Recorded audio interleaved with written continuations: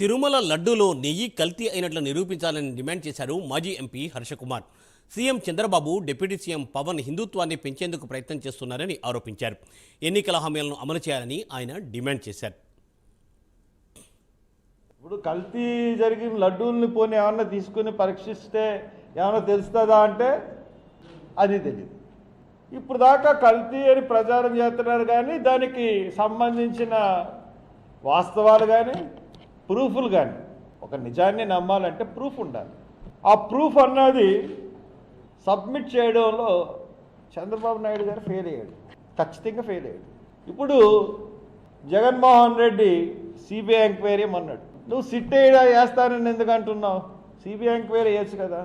CBI enquiry వేస్తే, లేకపోతే retired జడ్జితో, supreme court retired జడ్జితో enquiry వేస్తే నిజాలు తెలుస్తాయి.